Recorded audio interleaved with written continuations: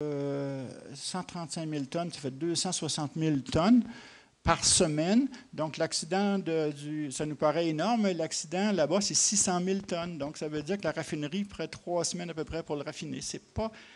Tu vois, on voit l'ordre de grandeur des choses. Hein?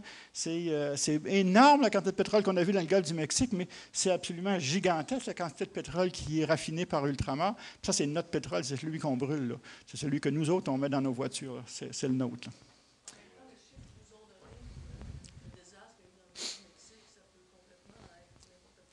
Non, non. Maintenant, les estimations faites par le gouvernement et par les... Non, les derniers chiffres sont valables. C'est-à-dire que... Oui, oui, ça c'est vrai. Au début, ils l'ont fait, mais avec les interventions gouvernementales américaines et avec les enquêtes qui ont été mises en place et avec les nouveaux calculs qui ont été faits plus tard, pendant l'accident, tu as raison, là, il y a eu...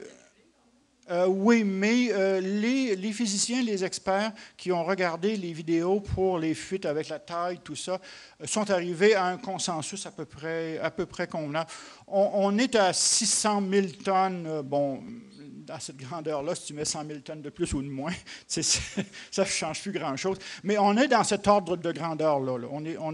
On est sûrement pas 10 fois plus, par exemple, ou 10 fois moins, mais on est dans cet ordre de grandeur-là. L'erreur, même si tu mets une erreur de 20 ou 30 %, c'est pas beaucoup plus que cet ordre de grandeur-là. Donc, un endroit qui m'est très familier et qui m'est très chaud au cœur, c'est le parc marin Saguenay-Saint-Laurent.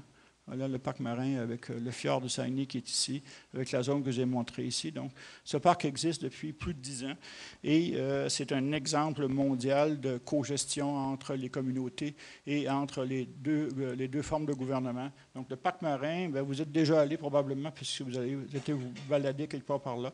Mais des fois, on ne se rend même pas compte qu'on est dans le parc parce que ce n'est pas toujours bien indiqué. Mais il y a là des activités importantes qui se font. Donc là, on va regarder un peu pour notre golf. On va d'abord une image que j'aime bien montrer. Ça a l'air de la fumée, hein, mais c'est de la glace. Vous voyez les beaux tourbillons? Et c'est une image satellite qui a été produite l'année dernière. Et l'année dernière, il n'y avait presque pas de glace sur l'estuaire. Donc, ça, c'est quelque part en janvier ou en février. Et vous voyez les beaux tourbillons de glace qui sont ici. Bien, c'est effectivement la complexité des courants plus ou moins circulaires qu'il y a sur le Saint-Laurent. Quand vous voyez ces formes-là, alors, si vous pensez à un déversement de pétrole, vous pouvez imaginer que ça va être de cet ordre de complexité-là. C'est-à-dire qu'avec les courants de marée qui montent, qui descendent, c'est la marée qui crée des choses comme ça. La marée monte, puis elle redescend. Puis ce n'est pas juste un mouvement comme un essuie-glace. C'est plus compliqué que ça. Donc, elle crée ces tourbillons-là. Et vous voyez que ça entraîne la glace comme ça. Et ça l'entraîne surtout vers la rive sud et pas vraiment vers la rive nord. Donc, si on avait un accident quelconque dans l'estuaire de Saint-Laurent ici, les dommages les plus importants seraient vers la rive sud, donc vers Rimouski, Matane, etc., et beaucoup moins vers le nord. Il y a deux raisons. La première raison, c'est qu'il y a des vents dominants. Vous le savez, le vent Rimouski, vous le savez, il est dominant pas mal ouest-nord-ouest. Hein? Donc, les vents dominants, ils poussent ouest-nord-ouest, donc ils vont toujours vous pousser les choses vers le sud. Et la deuxième chose, c'est qu'il y a ce qu'on appelle des upwelling, donc des remontées d'eau froide tout le long ici. Donc, c'est des remontées d'eau profonde qui vont encore une fois pousser l'eau vers le sud. Le fameux golfe, alors voilà l'ensemble du golfe Saint-Laurent, et j'aime bien montrer celle-là aussi. Elle vous montre bien à peu près la même problématique que je voulais vous présenter. C'est de la glace, c'est pas des nuages, c'est pas de la fumée. Donc, c'est des tourbillons de glace partout dans le golfe Saint-Laurent. Les îles sont juste là. L'éventuel Old Harrow est à quelque part là. Donc, regardez tout ça. Regardez, les glaces se sont ramassées un peu ici, mais pas tant que ça. Hein. Regardez les tourbillons ici. Regardez toute la complexité de tout ça. Alors, c'est exactement le même message que je vous laisse par rapport à ça. Ça vous donne juste une idée de la formidable complexité des courants de surface sur le golfe Saint-Laurent.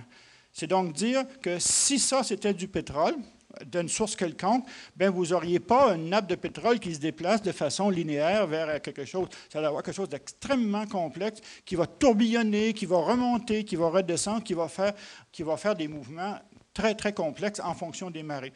Donc, c'est juste l'illustration que je vais vous donner pour ça. J'aime bien cette image. Ça a l'air de...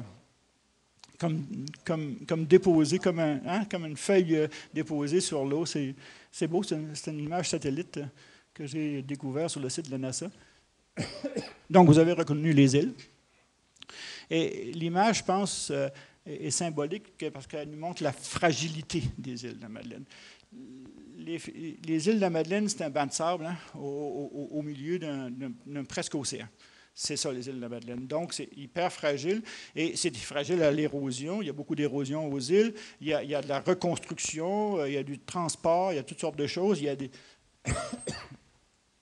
Il y a des zones intérieures, il y a d'immenses lagunes comme ça, il y a des côtes, voyez-vous, c'est tout ça, les îles. Donc, évidemment, quand on la regarde comme celle-là, puis qu'on pense à un événement quelconque qui pourrait être du pétrole, tout de suite, évidemment, on peut avoir un frisson parce que c'est fragile, ça, là, ça va être touché, là, ça va être atteint. Donc, on risque d'avoir là des dommages très importants. C'est pas c'est pas quantitatif, mais les flèches rouges vous donnent un petit peu la direction principale des courants. Donc, on a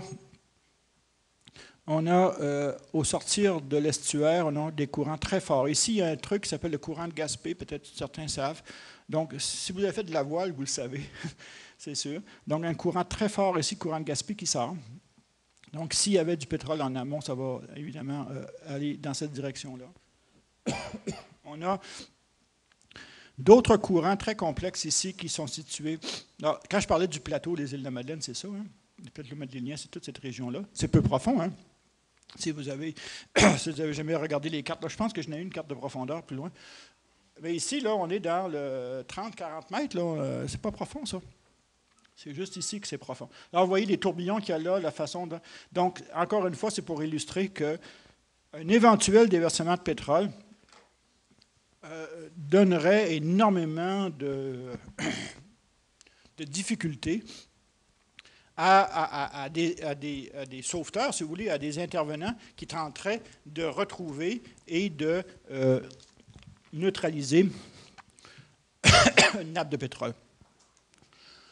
Old Highway, ben vous le savez, vous l'avez vu là. Juste entre les deux. À mi-distance, 80 km, on avait montré. Ah, juste pour vous montrer de quoi ça a l'air une plateforme de forage. Avant que je m'étouffe complètement. Mais non, c'est avec la petite pastille, ça va se passer.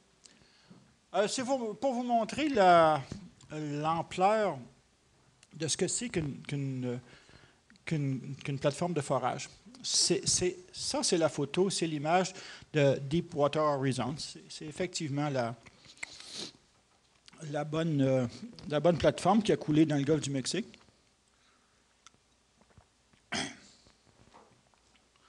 Regardez la taille des choses. Largeur d'une plateforme, 120 mètres. Profondeur, 42 mètres. Positionnement des matériaux. Il y a 8 propulseurs. Comment on fait pour maintenir une plateforme en place? Donc, il y a 4 énormes piliers, là, vous les voyez là. Et pour chacun des piliers, il y a des gros propulseurs, comme des moteurs de bateau, qui sont en dessous, et puis qui positionnent constamment, qui la gardent en position, parce qu'elle n'est pas attachée au fond, là. À 1000 mètres, là, on n'est pas dans le fond, là. Donc, il faut la positionner constamment avec ces 8 moteurs-là pour qu'elle reste toujours en place, juste vis-à-vis du trou où est-ce qu'on est en train de creuser. C'est ça. C'est pas ancré, ça. En grande profondeur, c'est pas ancré.